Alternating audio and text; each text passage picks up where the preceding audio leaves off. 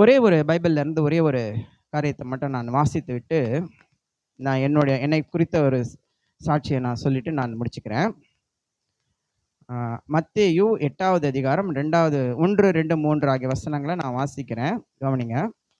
அவர் மலையிலிருந்து இறங்கின போது திரளான ஜனங்கள் அவருக்கு பின் சென்றார்கள். யார் மலையிலிருந்து இறங்குறாங்கன்னா, இயேசு கிறிஸ்து. இயேசு கிறிஸ்து யாருன்னு நான் உங்களுக்கு முன்னாடியே சொல்லிட்டேன். வானத்தையும் பூமியும் படைத்த சர்வ சிருஷ்டிகரான தேவாதி தேவன் உங்களே என்னைய மாதிரி ஒரு சாதாரண மனிதனாக பிறந்தார். அவர் தான் அந்த இயேசு. அந்த இயேசு மலையிலிருந்து இறங்கினப்ப திரளான ஜனங்கள் நிறைய ஜனங்கள் அவருக்கு பின்னால போனாங்களாம். அப்பொழுது 2வது வசனம் வாசிக்கிறேன். குஷ்டரோகி ஒருவன் வந்து அவரை பணிந்து, ஆண்டவரே, உமக்கு சித்தமானால் என்னை சுத்தமாக்க உம்மால் ஆகும் அப்படிங்கிறான். என்ன சொல்றான்னா, குஷ்டரோகினா தெரியுங்களா உங்களுக்குலாம்? குஷ்டரோகினா லெப்ரசி வந்தவங்க, சரிங்களா? இது 2000 வருஷத்துக்கு முன்னால நடக்கிறது. இயேசு கிறிஸ்து அந்த 30 வருஷம் என்ன பண்ணாரு? அவங்க பேரண்ட்ஸோட அவர் கீழ்ப்படிந்து அடக்கம் ஒடுக்கமா வாழ்ந்தாரு. 3.5 வருடங்கள் அவர் நிறைய இறைப்பணி செய்தார் இல்லையா? அந்த 3.5 வருடத்தை நடக்கிற அந்த காரியம். குஷ்டரோகின்றவன் லெப்ரசி வந்தவங்க. அவன் என்ன பண்றான்னா, அவரை பணிந்து, ஆண்டவரே, உமக்கு சித்தமானால் என்னை சுத்தமாக்க உம்மால் ஆகும். நல்லா கவனிங்க. இன்னைக்கு பார்த்தீங்கன்னா 100க்கு 99 வியாதிகளுக்கு மருந்து இருக்குது, குணப்படுத்த முடியும், சரிங்களா? கேன்சர்லாம் கூட இன்னைக்கு குணமாக்கிடுறாங்க. ஹெச்ஐவி கூட இன்னைக்கு குணமாக்கிடுறாங்க. தெரியுமா உங்களுக்கு? எல்லாம் ஆல்மோஸ்ட் 99% வியாதிகளுக்கு இன்னைக்கு மருந்து உண்டு, மெடிசின் உண்டு, குணமாக்க முடியும். ஆனால் 2000 வருஷத்துக்கு முன்னாடிலாம் ஒரு ஜுரம் வந்தாலே செத்து போயிடுவாங்களாம். என்ன வந்தால் செத்து போயிடுவாங்க? ஜுரம் வந்தாலே, ஜுரத்துக்கே மருந்து இருக்காது, போச்சு, அவள் தான். ஐயோ, அந்த லேடி அது பைபிள்லாம் இருக்குது. ஜுரம் படுத்திருக்கோம் ஒன்று, அதுக்கு ஜெபிக்க கூப்பிடுவாங்க. யாரை? ஏசப்பாவை. இவர் போய் ஜெபம் பண்ண பிறகு அந்த லேடி ஏஞ்சி வேலை செய்வாங்க. இவர் போய் பண்ணலன்னா அந்த அம்மா செத்து போயிருந்தாலும் போயிருக்கும். அப்போ சின்ன சின்ன வியாதிகளுக்கு கூட அன்னைக்கெல்லாம் மருந்து கிடையாதுங்க. இந்த குஷ்டரோகம் அப்படிங்கிறது பெரிய வியாதி, இதுக்கு மருந்து கிடையாது. இது தொத்து வியாதி. நல்லா கவனிங்க.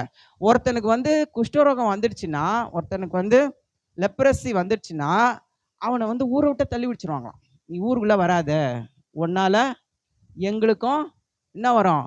அது வந்துடும், தொத்திக்கும்.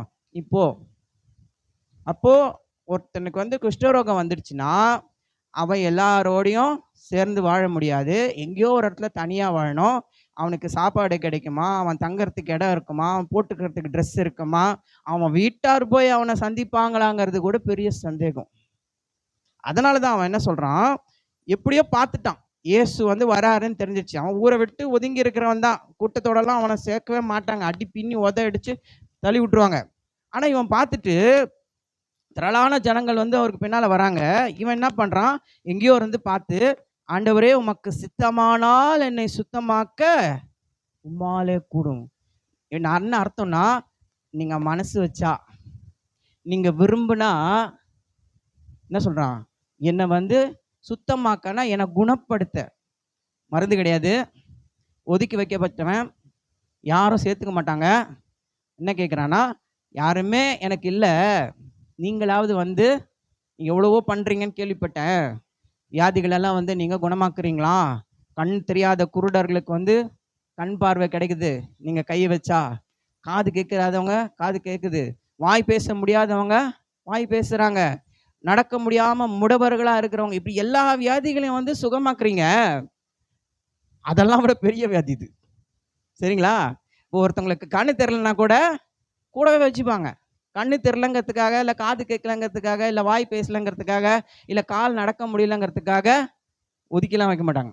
அதெல்லாம் தொத்து வியாதி கிடையாது. ஆனால் குஷ்டரோகம் தொத்து வியாதி. கொஞ்ச நாளைக்கு முன்னாடி என்ன வந்தது? வந்தவங்கெல்லாம் என்ன பண்ணாங்க? கொண்டு போய் தனியாக வச்சுட்டாங்களா? அந்த மாதிரி தான் அந்த காலம்.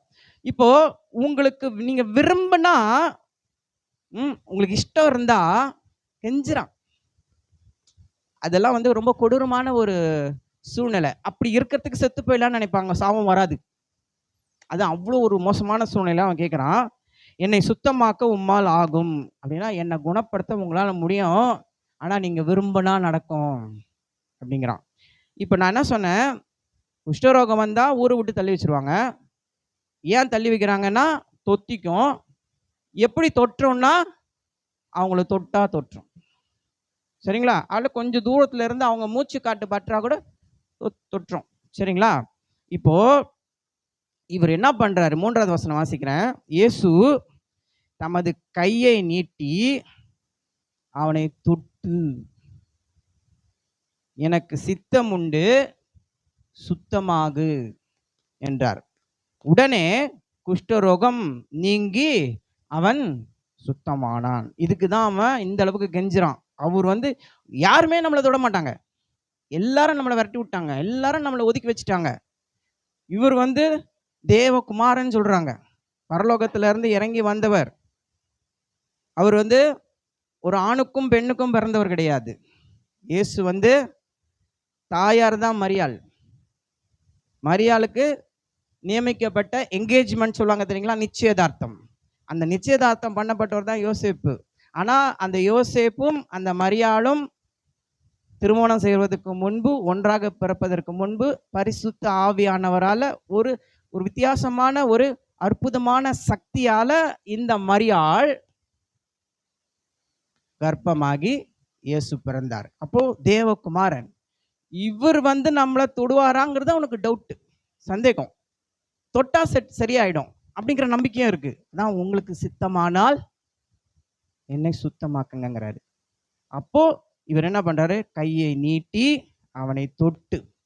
எந்த மனுஷனும் தொடமாட்டான், எந்த சொந்தக்காரனும் தொடமாட்டான், எந்த ஃப்ரெண்டும் தொடமாட்டான், எந்த உறவினரும் தொட மாட்டாங்க, மனைவியும் தொடாது, பிள்ளைகளும் தொடாது. ஏன்? பயம். ஐயோ இது நமக்கு வந்துடுச்சுன்னா என்ன பண்றது அப்படின்னு. ஆனால் இயேசு அவன் என்ன பண்ணாரு? கையை நீட்டி தொட்டு, எனக்கு சித்தம் உண்டு, நீ சுத்தமாகு அப்படின்னு சொன்னார். அந்த இயேசு இன்னைக்கு நம்ம மத்தியில இருக்கிறார். உங்க எந்த பிரச்சனையா இருந்தாலும் அவர்கிட்ட நீங்க, உங்களால முடியாது அப்படிங்கிற எதுவாக இருந்தாலும் அவர்கிட்ட நீங்க கேட்டீங்கன்னா அவர் உங்களுக்கு நிச்சயமாக செய்து குணப்படுத்தி உங்களுக்கு ஒரு நல்வாழ்க்கையை, ஒரு நல்ல எதிர்காலத்தை, முக்கியமா ஒரு வெற்றி உள்ள வாழ்க்கை. பாடணும் இல்லைங்களா? தோல்வி இல்லை நமக்கு வெற்றி பவானி சொல்வோம்.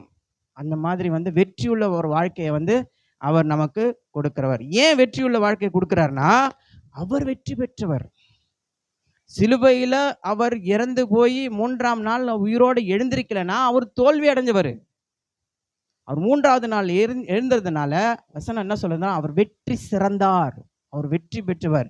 அவரை நம்ம பிடிச்சிக்கிட்டோம்னா இந்த தீமைகள் நிறைந்த பொல்லாங்கு நிறைந்த வியாதிகள் நிறைந்த இந்த உலகத்துல அவர் நமக்கு ஒரு வெற்றியை கொடுப்பார்.